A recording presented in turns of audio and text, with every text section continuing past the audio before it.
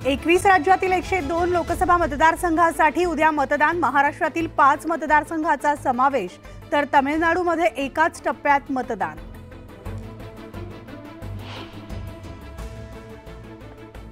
राज्याच्या काही भागामध्ये शुक्रवारी आणि शनिवारी पावसाच्या हलक्या सरींची शक्यता, तर मराठवाड्यात पुढील 2 दिवस उष्णतेच्या लाटेचा इशारा।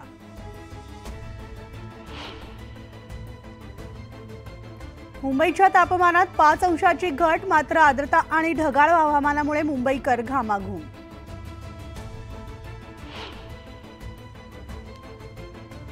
राज्यात उष्माघाताचे 5 नवे रुग्ण, धुळ्यामध्ये 3 तर ठाणे सोलापूरमध्ये प्रत्येकी एका रुग्णाची नोंद। उष्माघाताच्या रुग्णांची संख्या 82 वर।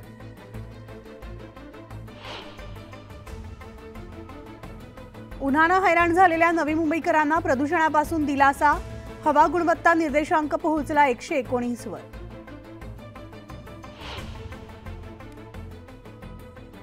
ठाण्याच्या माजिवडा उड्डाण पुलावरील दुरुस्ती काम रखडलं, ठाणेकर 6 ते 7 तास वाहतूक कोंडीत।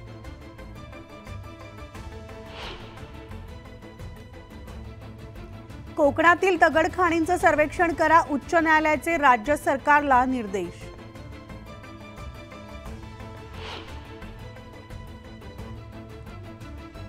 विमानतळावर येणाऱ्या ताणामुळे प्रवाशांना मनस्ताप, गेल्या 3 महिन्यांमध्ये तब्बल 9.5 लाख प्रवाशांना विमान विलंबाचा फटका।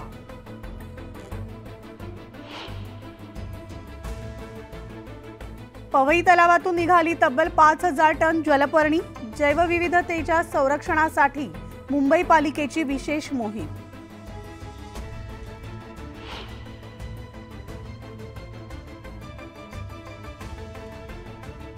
दक्षिण आणि उत्तर भारतासाठी विशेष रेल्वे गाड्या, सीएसएमटी ते बनारस साप्ताहिक विशेष 10 फेऱ्या।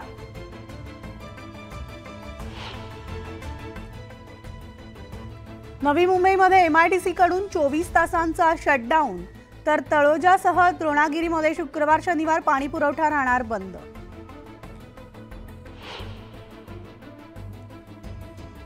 कोपरखैरणे विभागात अघोषित पाणीबाणी, पूर्वसूचना न देता मंगळवारी आणि बुधवारी पाणी पुरवठा बंद केल्याने नागरिकांचा संताप।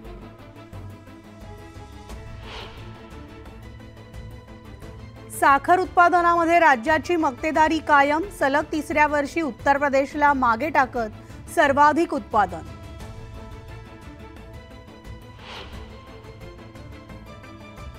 मुंबईमध्ये पावसाळ्यात 481 ठिकाणी पाणी उपसा पंप, तर पंपाची संख्या आणि खर्चात वाढ।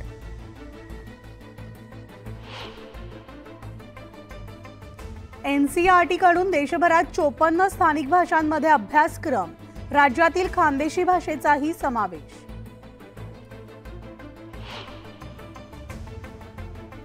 वाशी बाजारात 2 दिवसांमध्ये 1 लाख आंब्याच्या पेट्यांची आवक, कोकणच्या हापूसला 200 ते 800 रुपये डझन भाव।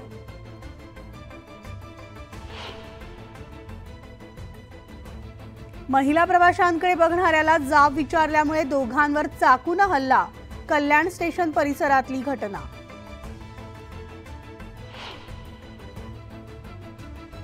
उल्हासनगरमध्ये राष्ट्रवादी काँग्रेसच्या कार्यकर्त्यांवर 10 ते 12 जणांच्या टोळीचा हल्ला, घटना सीसीटीव्ही मध्ये कैद।